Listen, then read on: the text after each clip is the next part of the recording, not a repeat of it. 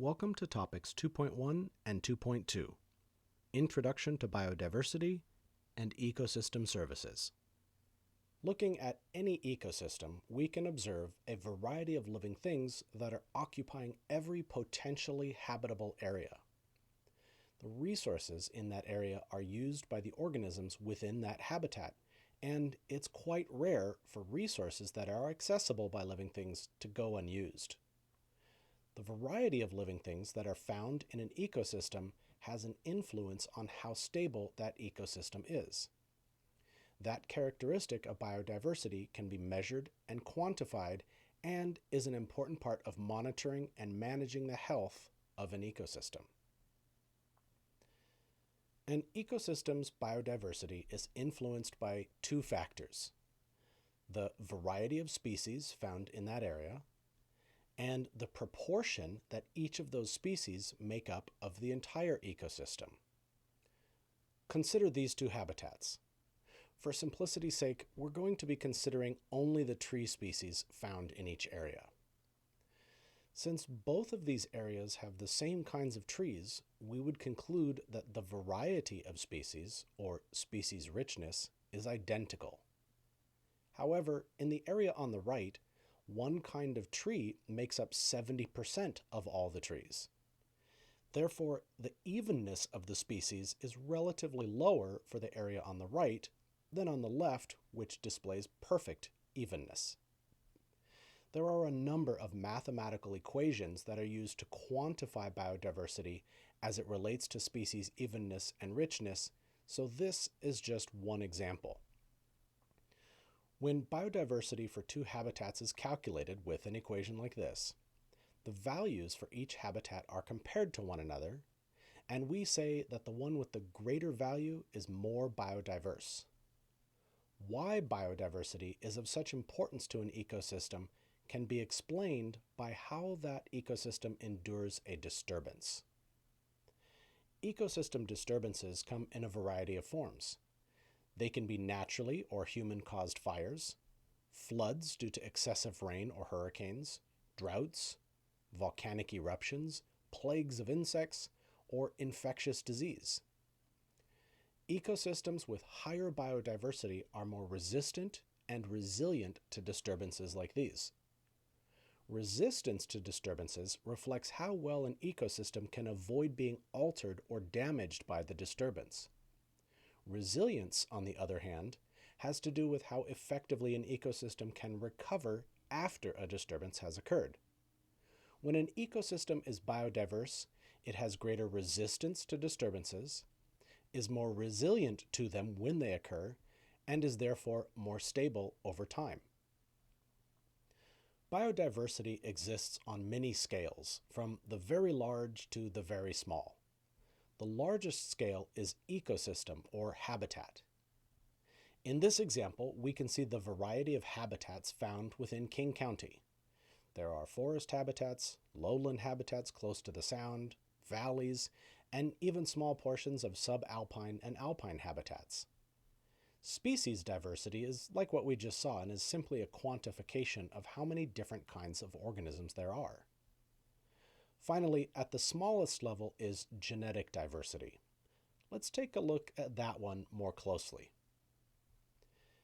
In any population of organisms, even though they all belong to the same species, there are small genetic differences from one individual to another. These small genetic differences may result in differences to their physical characteristics, which can sometimes be quite obvious. All dogs, regardless of breed, are the same species. Due to human interference and selective breeding, we've been able to promote characteristics in different breeds of dog, like fur color, coat length, and body shape and size. This kind of variation can also be seen in the natural world. The more variation there is in a population's gene pool, the more resistant and resilient to disturbances that population will be.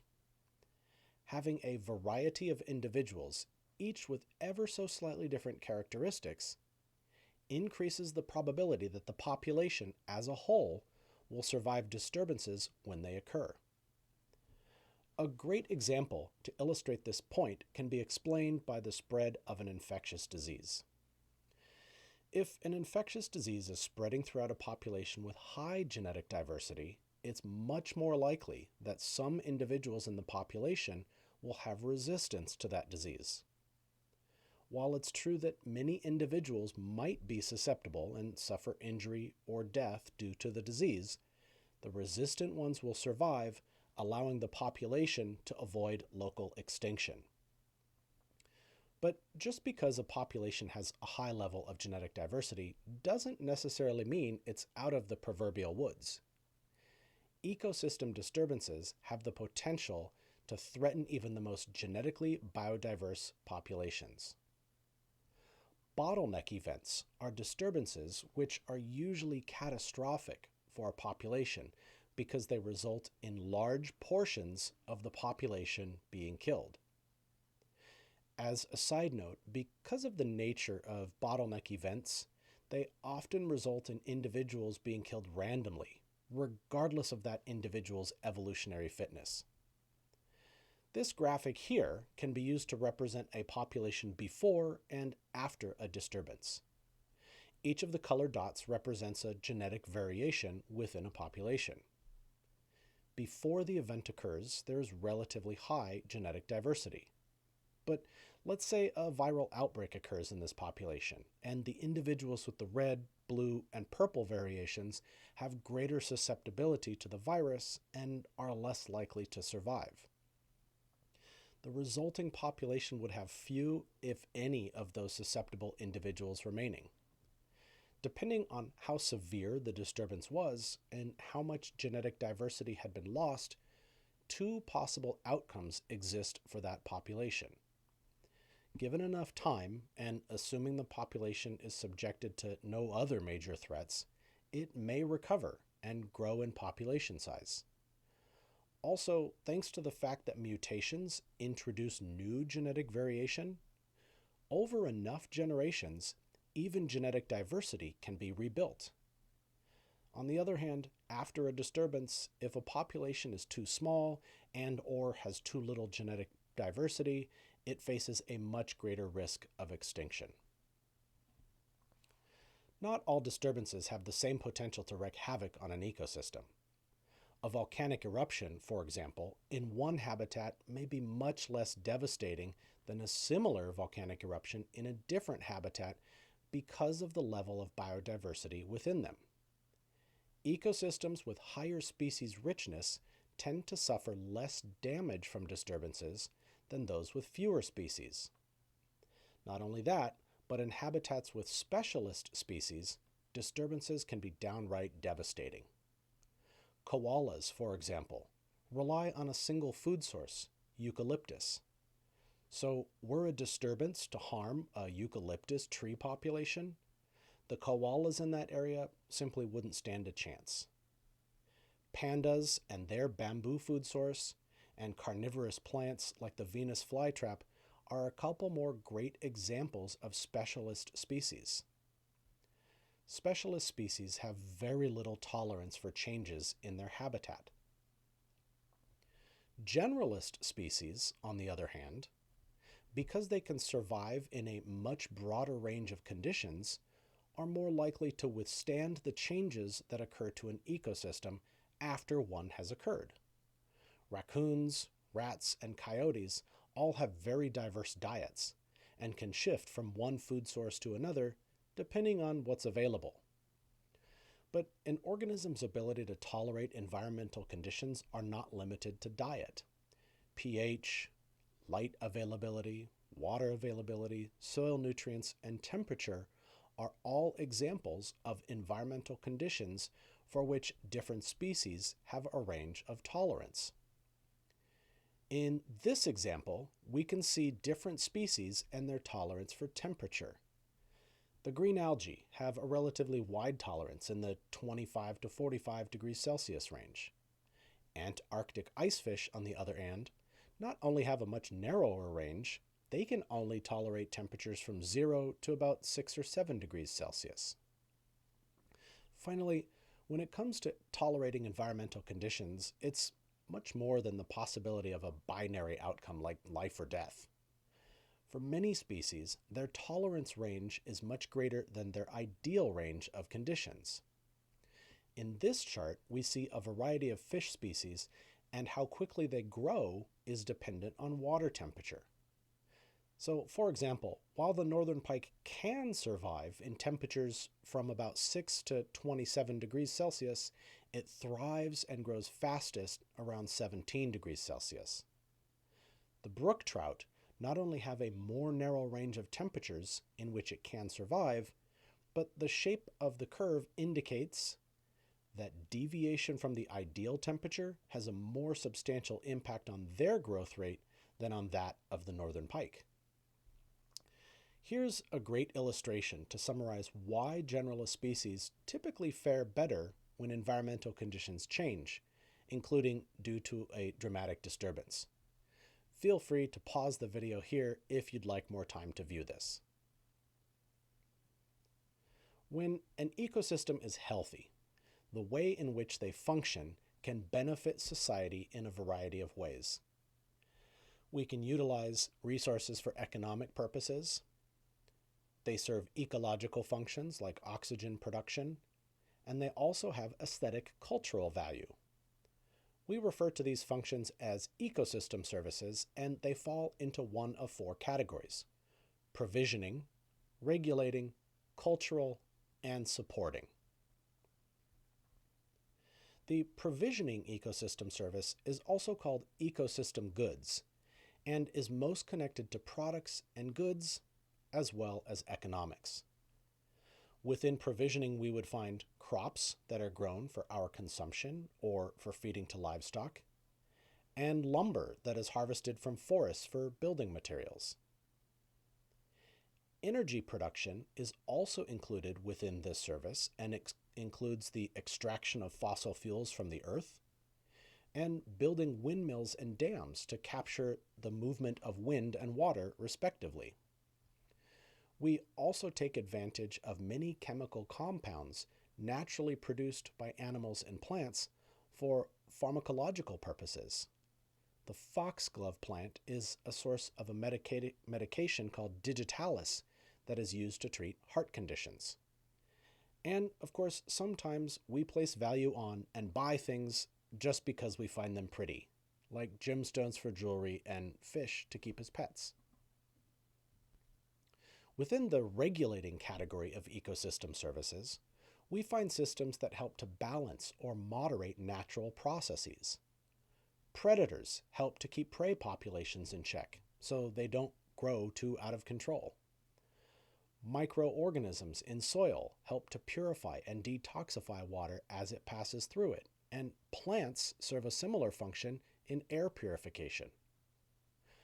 Fungi and microorganisms have the responsibility of decomposing wastes, both naturally occurring and human-made. Earth's forests and oceans participate in the carbon cycle by providing a carbon sink where carbon can be sequestered or stored. Coral reefs, floodplains, and wetlands all serve as natural barriers for storm surges and provide flood protection. The cultural ecosystem services are ones that are important for their aesthetic or culturally relevant statuses.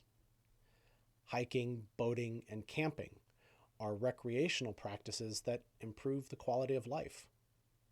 Many societies recognize the benefit of this improvement to the quality of life and have established protected areas like state, national, and even international parks.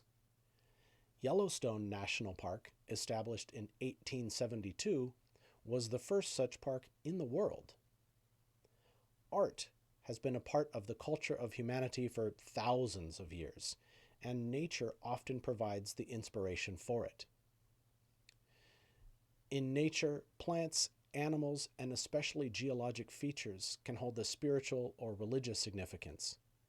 Mount Kilimanjaro on the east coast of Africa in Tanzania, the Grand Canyon in the southwest of the US, Mount Fuji on the Japanese island of Honshu, Devil's Tower in the northeast corner of Wyoming, and Uluru in central Australia all have a prominent place in the culture of the people especially indigenous, who live there.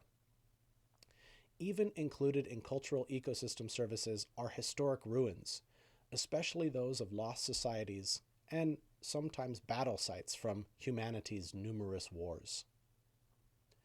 Finally, we come to supporting ecosystem services. These are the ones that make those other three ecosystem services possible. Soil formation, which will be explored in detail in a later unit, falls into this category, as well as the nutrient cycles, which were studied previously.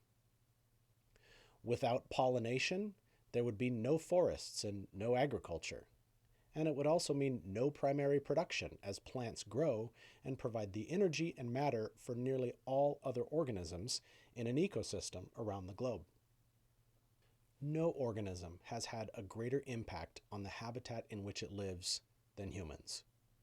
While some of our impact can be beneficial and improve the health of ecosystems, far more often than not, our influence is detrimental. That impact on ecosystem services can be direct or indirect, or through a chain of events. It would literally be impossible to study every impact that we have, so instead we will place them into categories and take a look at a few examples. Our influence on ecosystem services can be due to changing the structure of an ecosystem, altering habitats within it, or affecting biogeochemical cycling. When we use impervious surfaces like asphalt and concrete, that interferes with water's ability to infiltrate soil. Decreased or eliminated infiltration, in turn, affects the quantity and quality of groundwater. In the 1920s, the wolves of Yellowstone were hunted to extinction. No longer kept in check by their predators, grazing herbivores like elk no longer needed to move around to stay one step ahead of their predators, and their population size exploded. The numerous elk overgrazed, decimating plant populations, affecting soil quality, and even influencing the path of the Yellowstone River. It wasn't until the mid-90s that wolves from other areas were reintroduced into Yellowstone in an attempt to rebalance the ecosystem. Fresh water is arguably the most intrinsically valuable substance on Earth.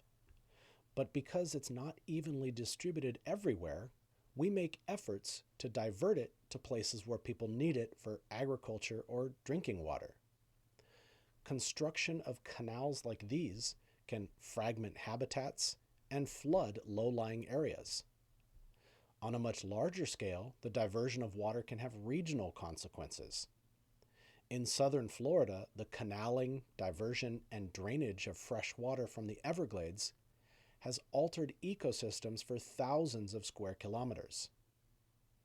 Since the Industrial Revolution, an increasing amount of carbon dioxide has been released into Earth's atmosphere. This excess CO2 has the direct effect of retaining more heat, preventing it from escaping into space and warming the atmosphere. But a secondary effect is the absorption of carbon dioxide into the oceans. This carbon dioxide reacts with water, forming carbonic acid, lowering the pH of the ocean, resulting in numerous detrimental effects, such as making it more difficult for shelled organisms like clams, mussels, and snails to build their shells. There's also deforestation for development or grazing purposes, which reduces the size of habitable areas for plants and animals. About 3/4 of the world's flowering plants and over 1/3 of all agricultural crops depend on animal pollinators like bees for pollination. Unfortunately, a phenomenon called colony collapse disorder, for which there is no definitively established cause, has reduced bee populations in the US by about 50% in the last 2 decades. Scientists are scrambling to discover the cause, which may be related to pesticide usage, infections, climate change, genetic diversity in bees, genetically modified crops, electromagnetic radiation, or perhaps some combination of those, or something different entirely. On that discouraging note, that concludes our look into biodiversity and ecosystem services. Thank you for watching, and until next time, take care.